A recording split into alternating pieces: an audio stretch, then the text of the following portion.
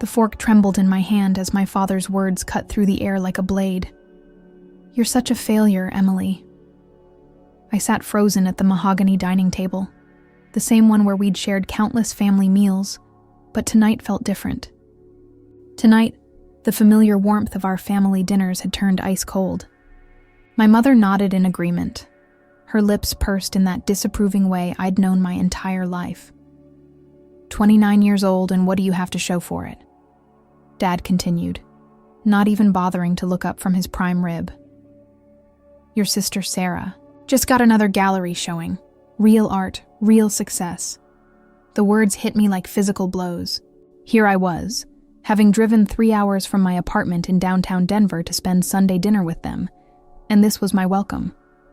I thought about the environmental consulting firm I'd been building from the ground up, the late nights, the clients who trusted me with their most important projects.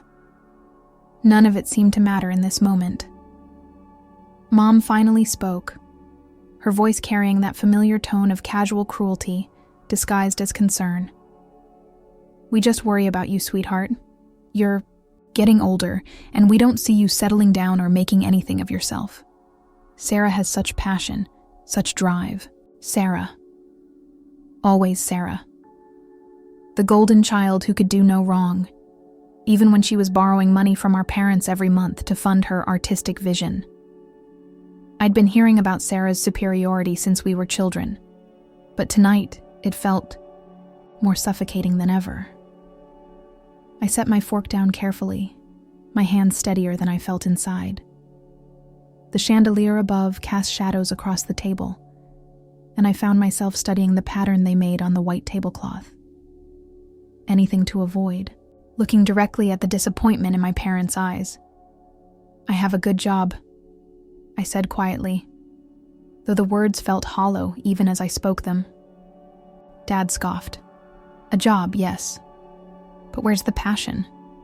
Where's the success story we can be proud of? We raised you to be extraordinary, not ordinary." The irony wasn't lost on me. They'd spent my entire childhood telling me I wasn't good enough, and now they wondered why I hadn't become extraordinary. But I didn't say that. I never said what I really thought. That was my role in this family. The quiet one, the responsible one, the one who absorbed their disappointment without complaint.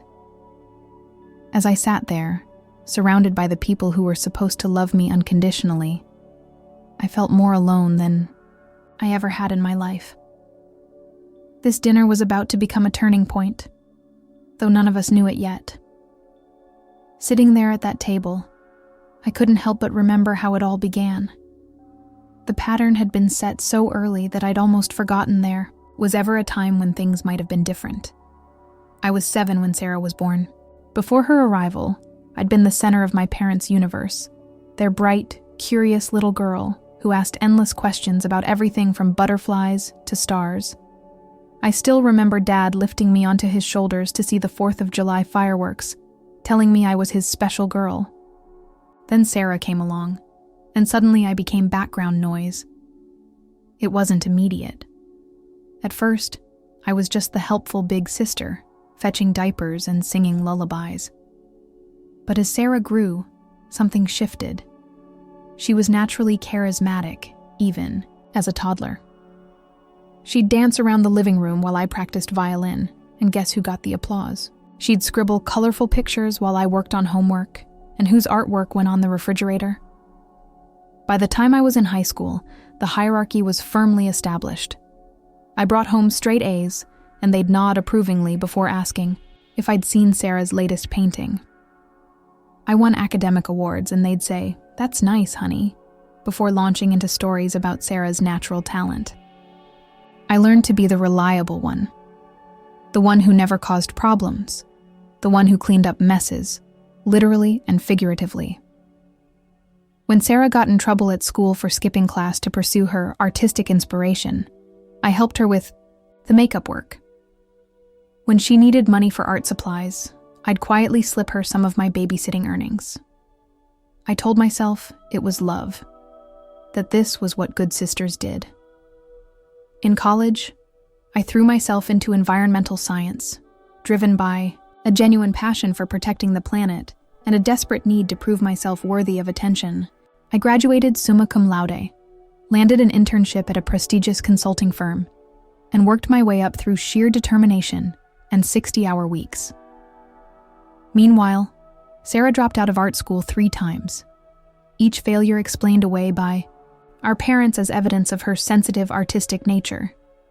They funded her various creative pursuits without question: the pottery phase, the sculpture period, the brief stint as a performance artist.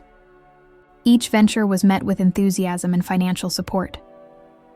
When I finally saved enough to put a down payment on my own apartment, Mom's first comment was, "It's a bit small, isn't it?"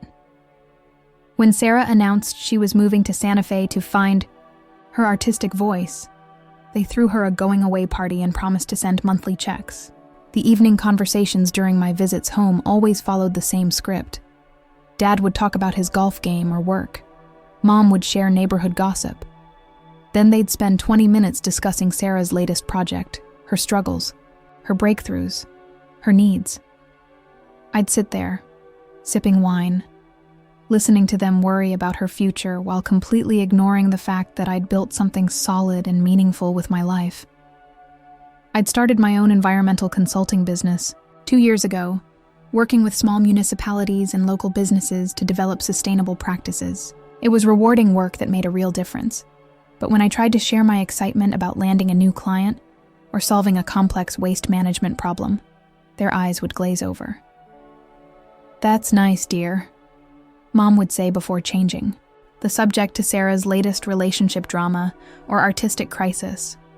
Tonight, as I stared at my half-eaten dinner, I realized something had shifted inside me. The familiar ache of being overlooked was still there, but underneath it was something new, a quiet anger that had been building for years. The silence stretched across the dinner table like a taut wire ready to snap. I could hear the grandfather, clock in the hallway marking each second, each tick a reminder of how many years I'd sat in this same spot, absorbing their disappointment. "You know what your problem is, Emily?" Dad continued, cutting another piece of meat with unnecessary force. "You have no vision, no ambition. You're content being mediocre." The word hit me like a slap. Mediocre. After everything I'd accomplished, everything I'd built from nothing, that's what I was to them. Mom joined in, her voice taking on that saccharine tone she used when delivering her cruelest observations. "We just think you could do so much more with your life. Look at Sarah. She's passionate. She takes risks. She's living authentically." "Authentically broke," I muttered under my breath. "What was that?" Dad's voice sharpened. "Nothing." I'd learned long ago that defending myself only made things worse. But tonight felt different. Tonight, something inside me was refusing to stay quiet. "Sarah called us last week," Mom continued, oblivious to my internal struggle. "She's been invited to participate in a group show in New York. Can you imagine? Our little girl in a Manhattan gallery." I knew about the show. Sarah had called me first, asking if I could loan her money for the train ticket and a hotel room. I'd said yes, like I always did, and transferred $500 to her account without hesitation. But of course, she hadn't mentioned that part to our parents. "That's wonderful," I managed, the words tasting like ash in my mouth. "See, that's what we mean," Dad said, pointing his fork at me. "No enthusiasm. No excitement for your sister's success. You should be proud of her. Not jealous. Jealous. The accusation stung because it held a grain of truth, but not for the reasons they thought. I wasn't jealous of Sarah's art or her opportunities. I was jealous of the unconditional support she received, the way our parents lit up when they talked about her, the assumption that her dreams mattered more than mine. "I am proud of her," I said quietly. "I'm always proud of her." "Then why don't you show it?" Mom asked. "Why don't you call more often? Why don't you visit?" Sarah makes an effort to stay connected with the family. The irony was suffocating. Sarah called when she needed money or wanted to complain about her latest romantic disaster. I called every Sunday, sent birthday cards, remembered anniversaries. But somehow, her chaotic check-ins counted as making an effort, while my consistent presence was invisible. "I drove 3 hours to be here tonight," I said, my voice barely above a whisper. "Yes, but your heart isn't in it," Dad replied. "You sit there like you'd rather be anywhere else. At least when Sarah visits, she brings energy, stories, life to this house." I thought about the last time Sarah had visited. She'd arrived 2 hours late, spent the entire dinner complaining about her landlord, borrowed money from Dad, and left early to meet friends in town. But she'd done it all with a smile and animated gestures, and that's what they remembered. "Maybe," Mom said, leaning forward with that look she got when she thought she was being helpful, "you should consider going back to school. Get an MBA or something. Find a real career path instead of this environmental thing you're doing." Environmental thing. 3 years of building a business, developing relationships with clients, creating real solutions for real problems, and it was just a thing to them. I felt something crack inside my chest, like ice giving way under pressure. The careful composure I'd maintained for 29 years was starting to fracture, and for the first time in my life, I didn't try to stop it. "My environmental consulting business is doing very well, actually," I said, my voice steady, despite the storm building inside me. Dad waved dismissively. "I'm sure it's fine for what it is, but you could do better. You could be making real money, having real impact. Real money, real impact." As if helping communities reduce their carbon footprint and save thousands of dollars in waste management costs wasn't real enough. Something shifted in that moment, like a fog lifting from my mind. I sat there, watching my parents dismiss my life's work as if it were a hobby. And suddenly I could see the pattern with crystal clarity. This wasn't about my success or failure. This had never been about that. This was about control. About keeping me in the role they'd assigned me decades ago. The reliable, invisible daughter who existed to make their golden child shine brighter by comparison. They needed me to be less than Sarah, because if I wasn't, their entire narrative would crumble. I thought about the phone call I'd received 3 days earlier, a call that had changed everything, though I hadn't fully realized it until this moment. "Ms. Carter?" The voice had been professional, excited. "This is Jennifer Walsh from Green Future Investments. We've been following your work in Colorado, and we'd like to discuss a potential acquisition of your consulting firm." I'd nearly dropped the phone. Green Future Investments was one of the largest environmental venture capital firms in the country. They'd been tracking my business for months, impressed by our innovative approaches to municipal waste reduction and our consistently high client satisfaction rates. The preliminary numbers they'd mentioned had made my head spin. They were talking about a valuation that would put me in a completely different financial bracket. The kind of success my parents claimed to want for me, but only if it came packaged the way they expected. I hadn't told anyone about the call, yet. I'd wanted to process it myself first, to make sure it was real. But sitting here, listening to them diminish everything I'd built, I realized I'd been protecting them from the truth. They didn't want me to succeed. Not really. They wanted me to succeed in ways that didn't threaten their comfortable dynamic. "Emily?"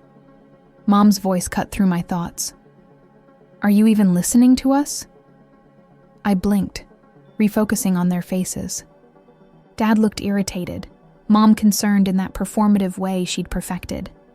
Both of them were waiting for me to respond, to defend myself, to shrink back into the familiar pattern of apology and accommodation. Instead, I found myself studying them with new eyes. When had my father become so dismissive? When had my mother's criticism become so casual and cutting? Or had they always been this way, and I'd simply trained myself not to notice? "I'm listening," I said calmly. "Good," Dad continued, "because we think it's time you made some serious changes. You're not getting any younger, and this little consulting business of yours isn't going to provide for a family someday. A family. Another expectation I'd failed to meet. At 29, I should have been married with children on the way, according to their timeline. Never mind that I'd been too busy building something meaningful to focus on their version of success.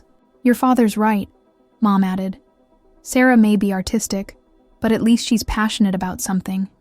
You seem to just be drifting. Drifting. The word almost made me laugh. I'd been more focused and driven than either of them had ever been. But because my path didn't match their expectations, it looked like aimlessness to them. I realized something else in that moment. I was tired of being angry. I was tired of feeling hurt. I was tired of caring what they thought about my choices. For the first time in my adult life, I felt completely calm in their presence. Not the forced calm of someone swallowing their emotions, but the genuine peace of someone who had finally stopped seeking approval they were never going to give. You know what? I said, setting my napkin on the table. You're absolutely right. They both looked surprised. This wasn't the response they'd expected. I should make some changes, I continued, my voice steady and thoughtful. I should stop settling for less than I deserve. Dad nodded approvingly, clearly thinking he'd finally gotten through to me. Exactly. We just want what's best for you. I smiled, but it wasn't the smile of a dutiful daughter accepting correction. It was the smile of someone who had just realized they held all the cards and had been too kind to play them. I appreciate your concern, I said, reaching for my purse. I really do. For the first time in years, I wasn't planning to argue or defend myself. I wasn't going to try to make them understand or see my worth. I was going to do something much more powerful. I was going to show them exactly who I really was. I pulled my phone from my purse with deliberate slowness, savoring the moment. My parents watched with mild curiosity, probably expecting me to check the time or call an Uber to escape their tough love session early. Instead, I opened my email and found the message I'd been carrying like a secret for 3 days. Before, I make those changes you're suggesting, I said, my voice carrying a new quality they'd never heard before. I thought you might want to see something. I turned the phone toward them, letting them read the subject line. Formal acquisition. Offer. Carter Environmental Solutions. Dad's expression shifted from patronizing confidence to confusion. What is this? It's an offer to buy my little consulting business, I said, watching their faces carefully. The environmental thing I've been doing. Mom leaned forward, squinting at the screen. Buy it for what? I scrolled down to the preliminary valuation figures, the ones that had made me sit down hard in my kitchen chair when I first read them. The numbers that represented 3 years of 18-hour days, countless client meetings, and building something from absolutely nothing. $12 million, I said simply. The silence that followed was different from the uncomfortable quiet that had plagued dinner. This was the silence of people whose entire worldview had just shifted beneath their feet. Dad's fork clattered against his plate. 12. What? Million, I repeated, pulling the phone back and setting it on the table between us. $12 million for my mediocre little environmental thing. Mom's mouth opened and closed without sound. I'd never seen her speechless before, and I discovered I rather enjoyed it. That can't be right, Dad finally managed. You work with small towns and local businesses. How could that be worth more than you've made in your entire career? I finished gently. I wondered the same thing. Turns out, when you actually solve problems instead of just talking about them, people notice. The color was draining from Dad's face. I could see him doing the math, comparing his comfortable but modest retirement savings to the number on my phone screen. This is preliminary, of course, I continued, my tone conversational. We're still in negotiations. The final number could be higher, depending on how they value my client contracts and growth projections. Higher. I let that word sink in. But, Emily, Mom said weakly, you never told us. You never asked, I replied. Every time I tried to talk about my work, you changed the subject to Sarah's latest project, or told me I should find a real career. I thought about all the Sunday phone calls where I'd started to share good news, landing a major client, developing a new waste reduction program, getting recognition in industry publications, only to be cut, off, or dismissed. I learned to stop sharing, I said. It seemed like you weren't interested in hearing about my success, unless it looked like the kind of success you understood. Dad was staring at me like he'd never seen me before. You're serious. This is real. Dead serious. Green future. Investments has been tracking my business for 8 months. They're particularly interested in my municipal contracts and the software platform I developed for tracking environmental impact metrics. Software platform. I hadn't even mentioned that part of my business to them. Why would I, when they'd already decided it wasn't worth their attention?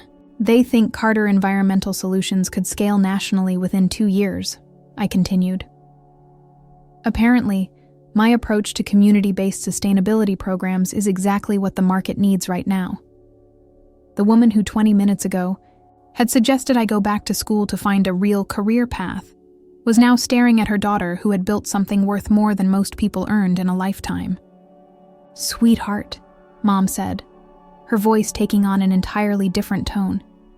Why didn't you tell us? We're so proud of you. There it was, the pivot I'd been expecting. Now that my success had a number they could understand, suddenly I was worthy of pride. I smiled, but there was steel beneath it. Are you? Are you really proud of me? Or are you proud of the money? The question hung in the air like smoke. The question I'd asked hung between us like a challenge. I watched my parents' faces as they processed not just the financial revelation, but the deeper implication of what I was really asking them. Dad cleared his throat, attempting to regain his composure. Of course we're proud of you, Emily. We've always been proud of you. Have you? I asked, my voice gentle but unwavering. Because 30 minutes ago, you called me a failure. You said I had no vision, no ambition. You told me I was mediocre. Mom reached across the table, trying to take my hand. I didn't pull away, but I didn't respond to the gesture either. Honey, we were just trying to motivate you. We didn't know. You didn't know because you didn't ask, I interrupted quietly. You didn't know because every time I tried to share what I was building, you dismissed it. You didn't know because you'd already decided what my story was supposed to be. I thought about all the times I'd wanted to tell them about the late-night breakthrough moments, the thrill of solving a complex environmental problem, the satisfaction of helping a small town save hundreds of thousands of dollars while reducing their carbon footprint. None of those moments had mattered to them because they couldn't be measured against Sarah's dramatic artistic journey. We're your parents, Dad said, his voice defensive now. We want what's best for you. Do you? I asked. Or do you want what's easiest for you to understand? I pulled out my phone again, scrolling to another email. 3 months ago, I was featured in Environmental Business Weekly as one of the top 10 innovators under 30 in sustainable consulting. The article called my work revolutionary. I sent you both the link. I could see the recognition dawning in their faces. They remembered the email, but they hadn't read it. Last year, I was invited to speak at the National Conference on Municipal Sustainability. 500 industry professionals wanted to hear what I had to say about the future of environmental consulting. More uncomfortable silence. 6 months ago, the mayor of Boulder personally thanked me at a city council meeting for saving the city $2.3 million in waste management costs while reducing their environmental impact by 40%.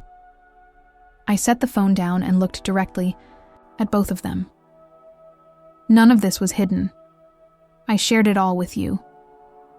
But because it didn't fit the narrative you'd created about your daughters, the successful artist and the struggling disappointment, You couldn't see it. Mom's eyes were filling with tears, but I couldn't tell if they were tears of shame or frustration. We didn't mean to. We never intended. I know you didn't mean to, I said. And for the first time since I'd sat down, my voice carried a note of sadness. That's what makes it so hard. You didn't set out to dismiss my achievements or compare me unfavorably to Sarah. You just did. Dad was staring at his plate, his usual confidence completely deflated. How long has your business been worth? This much? It's grown gradually, I said. But the real acceleration happened about 18 months ago. Right around the time you told me I should consider going back to school because my career wasn't going anywhere. The irony wasn't lost on any of us. While they'd been worrying about my future, I'd been building one that exceeded their wildest expectations. Sarah doesn't know yet, I continued. I wanted to tell family first, but I needed to decide how much I wanted to share. I could see them both thinking about their other daughter, probably wondering how she would react to this news. Sarah, who had always been the star, suddenly had a sister whose success dwarfed anything she'd accomplished. The offer isn't final, I said. I'm still deciding whether to accept it. Why wouldn't you? Mom asked, genuine confusion in her voice. I smiled, but it was tinged with sadness. Because maybe I don't want to sell something I built to people who see its value. Maybe I want to keep building it myself. The truth was more complex than that, of course. Part of me was tempted by the financial freedom the sale would provide. But another part of me, the part that had been ignored and dismissed for so many years, wanted to prove that I could build something even bigger, even more impressive than they could imagine. What does this mean for us? Dad asked quietly. It was the first truly vulnerable question he'd asked all evening. Dad's question. What does this mean for us? Hung in the air with a vulnerability I'd rarely heard from him. For a moment, he looked less like the commanding patriarch who had dismissed my achievements, and more like a man realizing he might have misjudged something important. I took a slow breath, considering my words carefully. This was the moment I'd been unconsciously preparing for my entire adult life. It means, I said slowly, that I'm done seeking your approval for my choices. The words came out cleaner than I'd expected, without anger or bitterness. Just a simple statement of fact. Emily, please, Mom said, her voice taking on that pleading tone she used when she sensed she was losing control of a situation. We made a mistake. We didn't understand what you were doing, but now we do. Can't we move past this? I looked at her, really looked at her, and saw something I'd never noticed before. Fear. She was afraid that I might actually mean what I was saying. Move past what, exactly? I asked. Move past 29 years of being treated as the lesser daughter. Move past being called a failure tonight. Move past having my life's work dismissed as a hobby. We said we were sorry, Dad interjected, but his tone suggested he thought an apology should be sufficient to reset everything. No, I said gently. You said you didn't know. That's not the same as being sorry. I thought about all the times I'd accepted their half-hearted acknowledgments of my accomplishments, grateful for even the smallest crumb of recognition. How many years had I wasted hoping they would finally see me? Here's what this means for us, I continued. It means I'm not going to call every Sunday to update you on my life if you're not genuinely interested in hearing about it. It means I'm not going to drive 3 hours for dinner so you can spend the evening telling me how I should live differently. Mom's face crumpled slightly. But we are interested. We want to know about your business, your success. Now you do, I said. Now that you know it's worth $12 million. But what about next week, when I want to tell you about a challenging client problem I solved? What about next month, when I'm excited about a new environmental initiative I'm developing? Will you care about those things, or will you only care about the bottom line? The silence that followed told me everything I needed to know. I thought so, I said softly. I reached for my purse again, not to show them another email, but to signal that this conversation was nearing its end. The symbolism wasn't lost on any of us.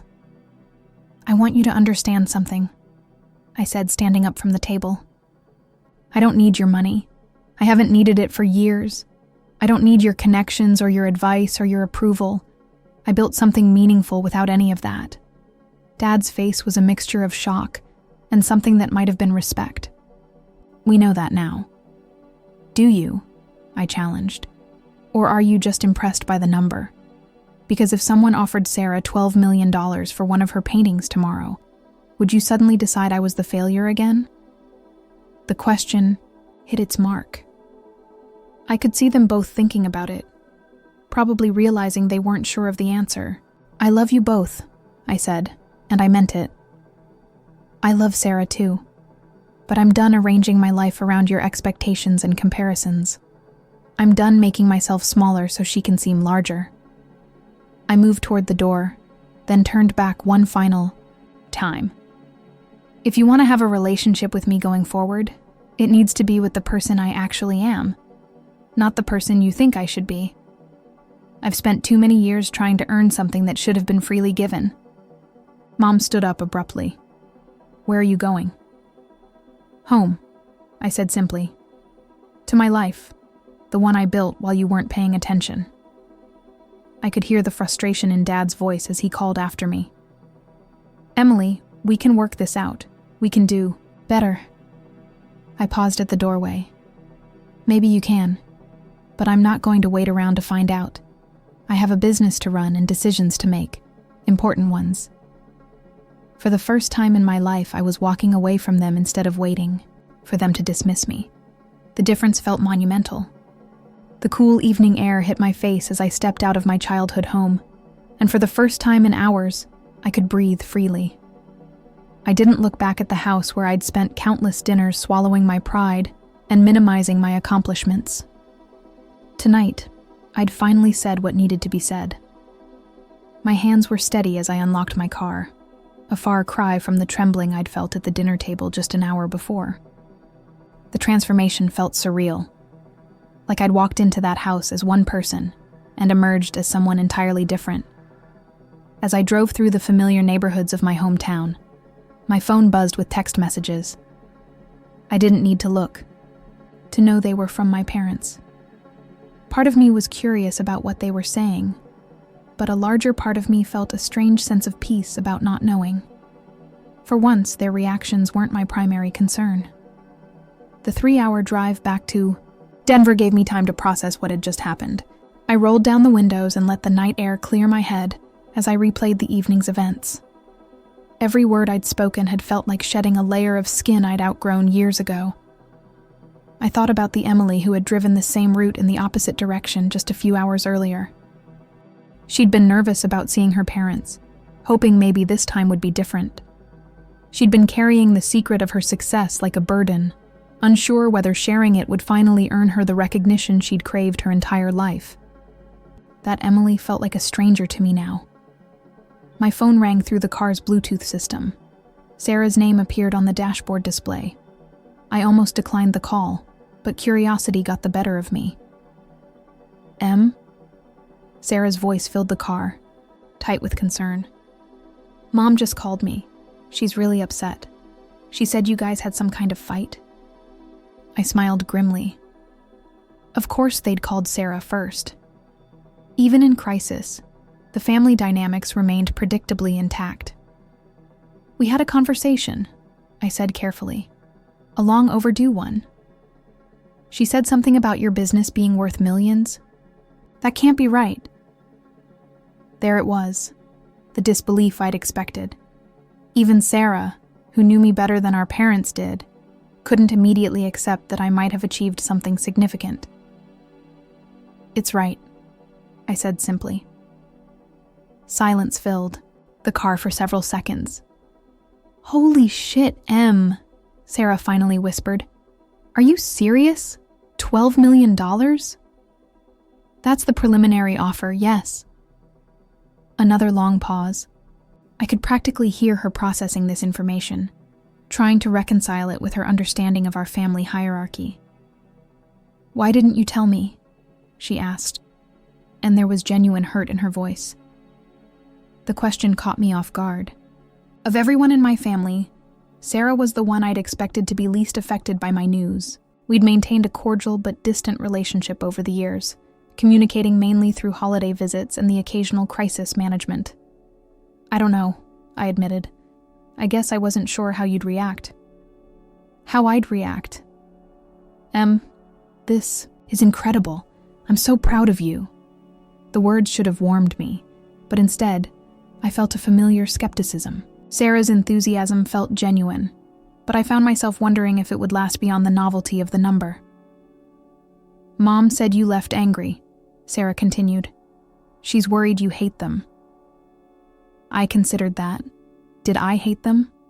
The anger I'd carried, for so many years, seemed to have burned itself out during dinner, leaving behind something cleaner, but more final. "I don't hate them," I said, "but I'm done pretending their approval matters to me." Sarah's voice became gentler. "They love you, they just don't always know how to show it." It was such a Sarah thing to say. Always looking for the kindest interpretation of everyone's behavior. Part of me envied her ability to see the best in people, even when they consistently disappointed her. "Maybe they do love me," I said, "but they don't respect me. And I've finally realized I can't build a relationship on love without respect." I was approaching the Denver city limits, the familiar skyline coming into view. Home. My real home, not the house I'd grown up in. "What are you going to do?" Sarah asked quietly. "I'm going to live my life," I said. "The one I've been building while everyone was looking the other way." The next morning, I woke up in my apartment with a clarity I hadn't felt in years. Sunlight streamed through the floor-to-ceiling windows of my downtown Denver loft, illuminating the space I'd created entirely on my own terms. Every piece of furniture, every carefully chosen plant, every book on the shelves represented a decision I'd made without consulting anyone else's opinion. For the first time in my adult life, I felt completely free. I made coffee in the French press I'd bought myself for my last birthday, a gift my parents had forgotten to acknowledge, and settled at my kitchen island with my laptop. The email from Green Future Investments sat in my inbox, waiting for a response. $12 million. Financial security beyond anything I'd ever imagined. The ability to never worry about money again. But as I read through their detailed proposal, I realized something had shifted in my priorities overnight. The offer was impressive, but it meant giving up control of something I'd built from nothing. It meant letting other people make decisions about the company's future, about which clients to serve, about what problems to solve. It meant becoming an employee in the business I'd created. A year ago, even a week ago, I might have jumped at the opportunity. The validation alone would have been intoxicating. Proof that I'd built something truly valuable, something that impressed people who understood business and success. But sitting there in my sunlit kitchen, I realized I no longer needed external validation to feel valuable. Last night had burned that need out of me completely. My phone had been buzzing intermittently since I'd woken up. Texts from my parents, 2 more calls from Sarah, even a message from my Aunt Linda, who'd apparently heard about some kind of family drama through the family gossip network. I'd ignored them all. Instead, I opened a new email and began typing. "Jennifer," I wrote to the venture capital executive who'd made the offer. "Thank you for your generous proposal. After careful consideration, I've decided not to accept the acquisition offer at this time. I believe Carter Environmental Solutions has significant growth potential that I'd like to explore independently." I paused, reading the words. They felt right in a way that surprised me. I'd spent so many years seeking approval, seeking recognition, seeking proof that I was enough. But the truth was, I'd been enough all along. The business I'd built was proof of that. The clients who trusted me with their most important environmental challenges were proof of that. The solutions I'd developed that actually made a difference in the world were proof of that. I didn't need $12 million to validate my worth. I needed to keep building something meaningful. I finished the email, explaining that I was interested in exploring partnerships and consulting arrangements that would allow Green Future to invest in my company's growth without acquiring it outright. It was a counteroffer that maintained my independence while opening doors to resources and connections that could help me scale even faster. After I sent it, I called my assistant and asked her to schedule a team meeting for the following Monday. I had 5 employees now. Brilliant, dedicated people who shared my vision for sustainable business practices. They deserved to know about the offer and my decision. They deserved to be part of the conversation about what came next. Then I did something I hadn't done in months. I went for a long walk through downtown Denver with no destination in mind. The city was alive with Saturday morning energy. Farmers markets, coffee shops, people walking dogs and riding bikes. I found myself in a small park I'd never noticed before, watching families and couples and friends enjoying the simple pleasure of being outside together. My phone rang. This time it was my business partner, Marcus, who handled our software development. I just got the strangest call," he said without preamble. "Jennifer Walsh from Green Future? She said you turned down their acquisition offer but proposed some kind of partnership instead?" Word traveled fast in the environmental consulting world. "I did," I said simply. "Are you insane?" Marcus laughed, but there was admiration in his voice. $12 million, Em. That's life-changing money. "It is," I agreed. "But it's not life-defining money. Not for me, anyway." There was a pause. "What do you mean?" I sat down on a park bench, watching a little girl chase pigeons while her parents looked on with amused exhaustion. "I mean, I didn't build this company to sell it," I said. "I built it to solve problems, and we're just getting started." Monday morning brought a flurry of activity that reminded me why I'd fallen in love with building this business in the first place. My small team gathered in our converted warehouse office space, their faces bright with curiosity about the emergency meeting I'd called. "Before we start," I said, looking around at the 5 people who'd helped make Carter Environmental Solutions what it was, "I want you to know that whatever I'm about to tell you, your jobs are secure. In fact, they're about to become a lot more interesting." I told them about Green Future's offer, watching their expressions shift from shock to excitement to confusion when I explained my decision to decline. "You turned down $12 million, asked Maya, our newest hire, a brilliant young engineer fresh out of graduate school. "To keep working here?" "I turned down $12 million to keep building here," I corrected. "There's a difference." Marcus leaned back in, his chair grinning. "And the partnership offer?" "They're interested," I said. "Very interested. Jennifer Walsh called me back within 2 hours. Apparently, companies that turn down acquisition offers to propose partnerships are rare enough to get their attention." What I didn't tell them was that Jennifer's response had been even more enthusiastic than I'd expected. Green Future was now considering a significant investment that would allow us to expand into 3 new markets while maintaining complete operational independence. The partnership could potentially be worth more than the original acquisition offer, but spread over 5 years of growth rather than one lump sum. "So what does this mean for us?" asked Tom, our senior environmental analyst who'd been with me since the beginning. "It means we're going to need more space," I said, gesturing around our cramped but beloved office. "It means we're going to be hiring, a lot, and it means we're going to be taking on the kind of projects we've only dreamed about." The energy in the room was electric. These were people who'd joined a small startup because they believed in what we were doing, not because they expected to get rich.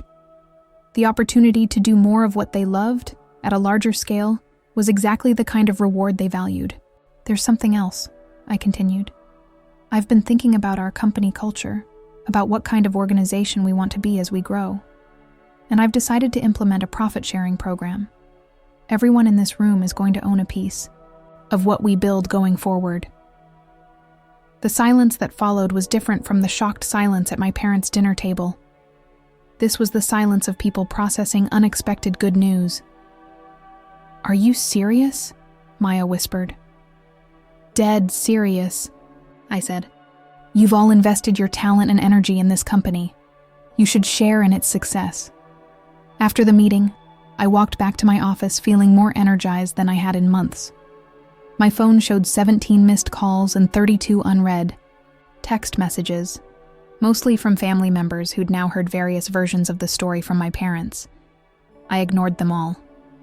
Instead, I called the one person whose opinion had always mattered to me, even when I'd been too hurt to admit it. "Grandma Rose?" I said when she picked up after one ring. "Emily, sweetheart," came her warm voice. "I was wondering when you'd call. I heard there was some excitement at your parents' house yesterday." Of course she'd heard. My grandmother had an information network that rivaled the CIA. "Some excitement," I repeated, smiling despite myself. "Is that what they're calling it?" "Your mother called this morning. She's very upset, but she's also very proud. Confused, but proud."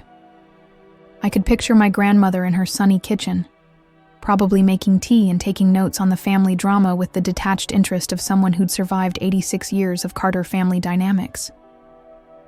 "What did you think when you heard?" I asked.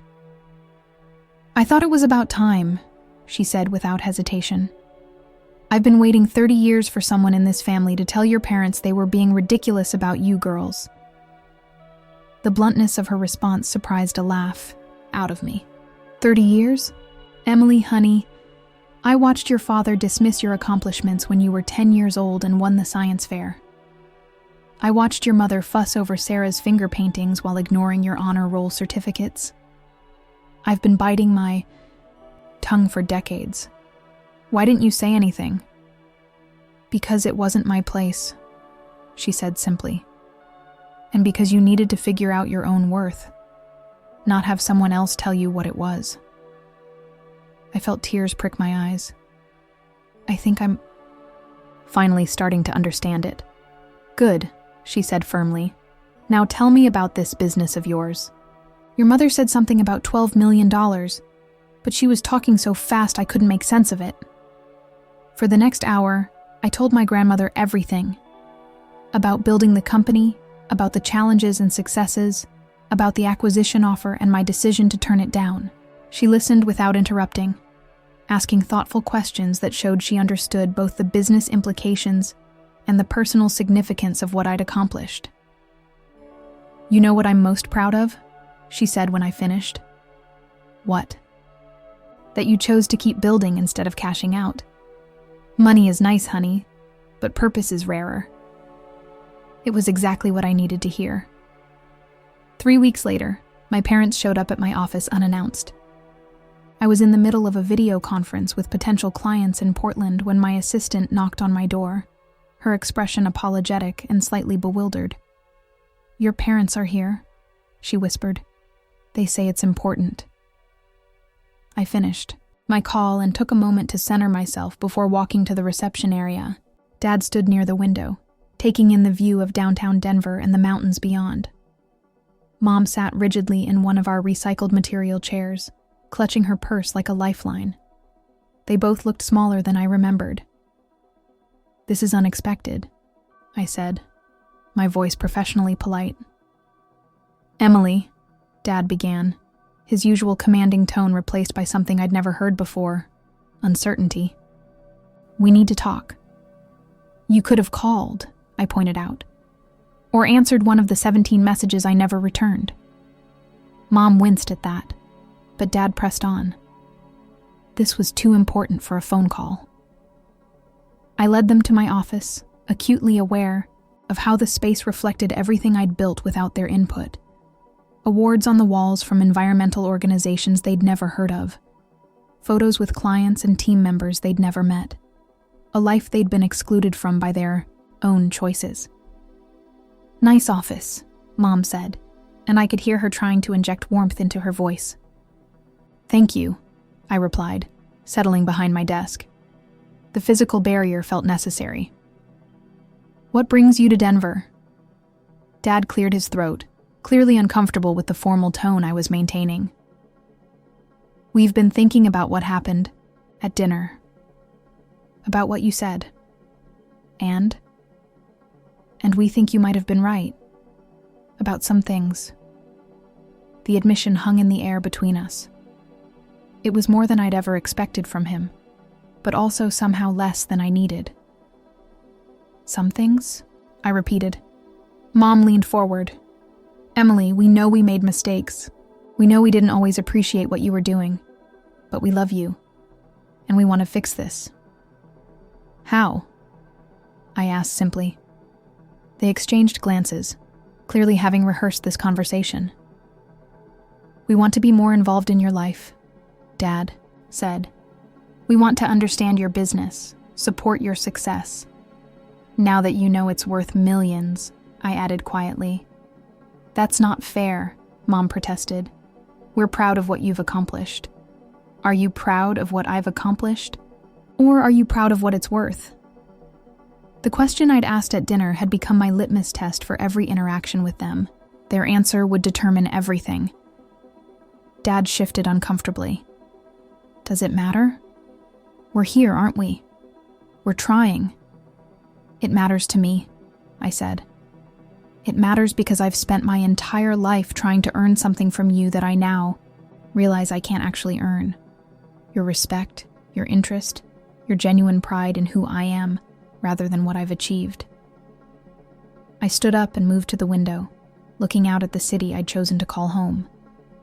Do you know what my favorite part of my business is? I asked without turning around. The money, Dad guessed, and I could hear him trying to make it sound like a joke. The problem solving, I said. Last month I helped a small town in Colorado reduce their landfill waste by 60% while saving them $500,000 annually. The mayor cried during our final presentation because it means they can afford to keep their community center open. I turned back to face them. That's what I love about what I do. That's what gets me up every morning. Not the valuation, not the recognition, not the potential for acquisition offers. The knowledge that I'm making a tangible difference in the world. Mom's eyes were bright with what looked like genuine interest. That sounds wonderful. It is wonderful, I agreed. And I've been trying to share that excitement with you for 3 years. But every time I called to tell you about a project or a breakthrough or a success, you'd change the subject or offer suggestions about what I should be doing differently. We were trying to help, Dad said weakly. You were trying to control, I corrected. There's a difference. I returned to my chair, feeling calmer than I had since they'd arrived. Here's what I need you to understand, I said. I don't need your help or your approval anymore. I've built something I'm proud of, surrounded myself with people who value my contributions, and created a life that makes me happy. So where does that leave us? Mom asked, her voice small.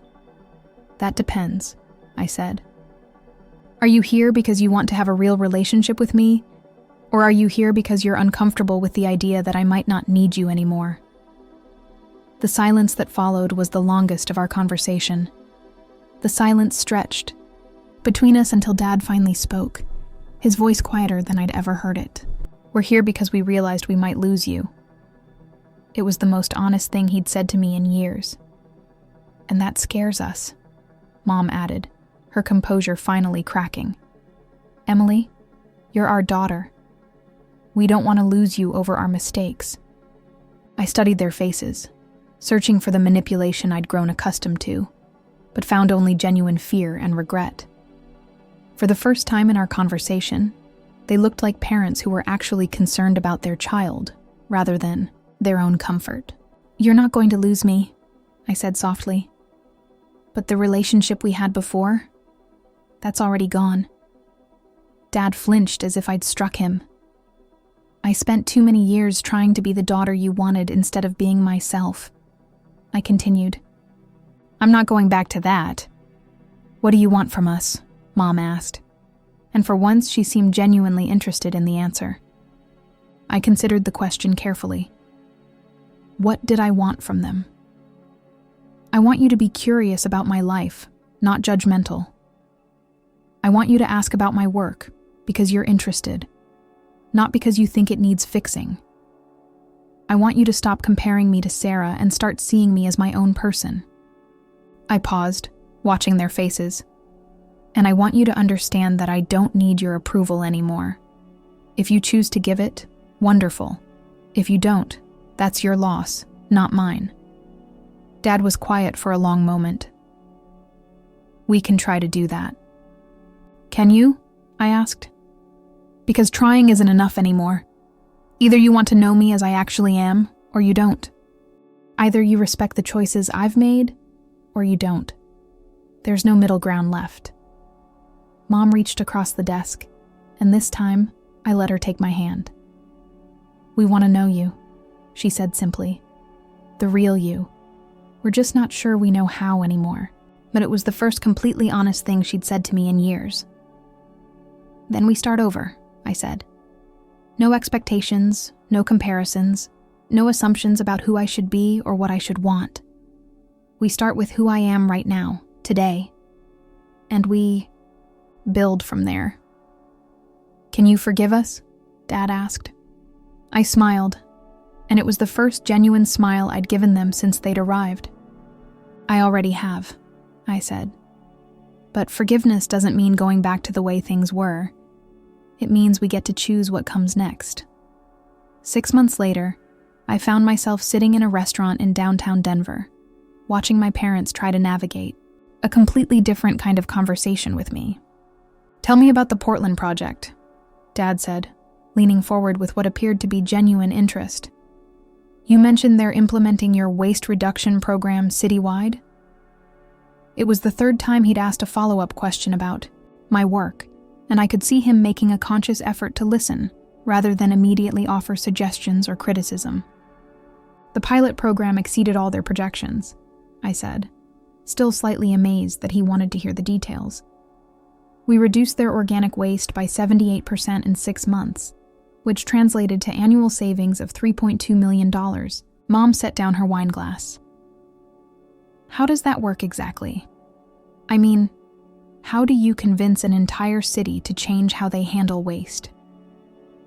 For the past 20 minutes, they'd been asking questions about my business that went beyond the financial aspects. Real questions about methodology, about challenges, about the environmental impact of the work I was doing. It felt surreal. The transformation hadn't been immediate or easy. The first few months had been awkward, filled with stilted conversations and careful politeness. But gradually, something had shifted. They'd started calling not to tell me what I should be doing differently, but to ask what I was working on.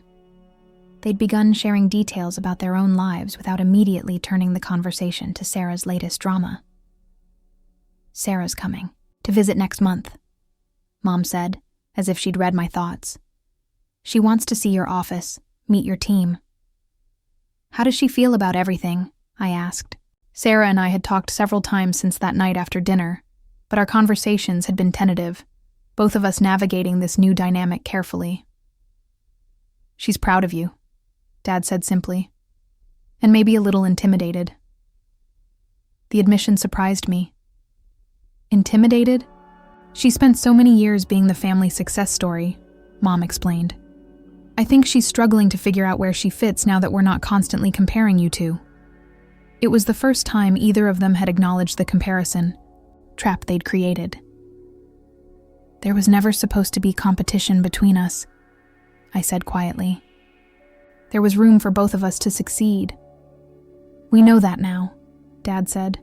We should have known it then. The conversation moved to other topics, their retirement plans, a trip they were considering, local politics, normal family conversation, the kind I'd watched other families have for years while wondering why ours felt so fraught. As we prepared to leave, Mom hugged me. Not the perfunctory goodbye hug of obligation, but the warm embrace of someone who was genuinely glad to have spent time together. I'm proud of you, she said, and for the first time, I believed her without reservation. I know, I replied, and I meant it. Walking back to my car, I reflected on how different this felt from our dinners in the past. I wasn't exhausted or frustrated or hurt. I wasn't analyzing every word they'd said or wondering what they really thought about my choices. I was simply content. Content with who I was, content with what I'd built, and content with this new version of our relationship. One built on mutual respect rather than obligation and guilt. For the first time in my adult life, family dinner had actually felt like family. 1 year after that pivotal dinner, I stood in the conference room of our new expanded office, looking out at a team that had grown from 5 people to 23. The partnership with Green Future had exceeded every projection, and Carter Environmental Solutions was now operating in 8 states, with plans to go national within 2 years. But the numbers, impressive as they were, weren't what made me smile as I prepared for our monthly all-hands meeting. Before we dive into quarterly reports, I announced to the room, I want to share some news. We just signed a contract with the Department of Environmental Protection to develop a nationwide framework for municipal waste reduction. It's the largest project in our company's history. The applause that followed was warm and genuine. These were people who understood that this contract meant more than revenue. It meant the opportunity to create environmental change on a scale we'd only dreamed about. After the meeting, I retreated to my office and found a familiar email. Notification, another acquisition offer, this one even larger than the first. I deleted it without opening the full proposal. Some things weren't for sale. My phone buzzed with a text from Sarah. Mom showed me the article in Environmental Business Weekly. The photo of you with the EPA administrator is going on the family refrigerator right next to my gallery announcement. I laughed out loud. The idea of my accomplishments sharing space with Sarah's on the sacred family refrigerator would have seemed impossible 2 years ago. Now it felt perfectly natural. Another text, this one from Mom. Dinner Sunday? Your father wants to hear about the EPA project. He's been reading about municipal waste management. Fair warning, he has questions. The transformation in our family dynamic continued to amaze me. My parents had not only learned to respect my choices, they'd become genuinely curious about my work. Dad had even started forwarding me articles about environmental policy, often with notes like, "Thought you might find this interesting," instead of, "You should look into this." But the most profound change wasn't in them. It was in me. I no longer measured my worth by their approval or anyone else's. I no longer felt the need to prove myself or justify my choices. I had built something meaningful, surrounded myself with people who valued my contributions, and created a life that aligned with my deepest values. The woman who had sat at that dinner table a year ago, absorbing criticism and shrinking under disapproval, felt like a stranger to me now. She had been so focused on earning love that she'd forgotten she was already worthy of it. As the sun set over Denver, painting the mountains in shades of gold and purple, I reflected on the journey that had brought me here. The path hadn't been easy, but it had been mine. Every difficult conversation, every boundary I'd set, every moment I'd chosen self-respect over peacekeeping had led to this. A life lived authentically, relationships built on mutual respect, and work that made a genuine difference in the world. I thought about calling my grandmother to share the news about the EPA contract, knowing she'd want every detail. I thought about the team dinner we'd planned for Friday, celebrating not just our success, but the collaborative spirit that made it possible. I thought about the Sunday dinner with my parents, where I could share my excitement without fear of judgment or dismissal. For the first time in my life, all the pieces fit together seamlessly. Professional success, personal fulfillment, and family relationships that nourished rather than drained me. I had finally come home to myself, and it was exactly where I belonged. I hope you enjoyed today's story. Subscribe to the channel so you don't miss more stories like this. Give it a like and comment below what you thought of the story. See you in the next video.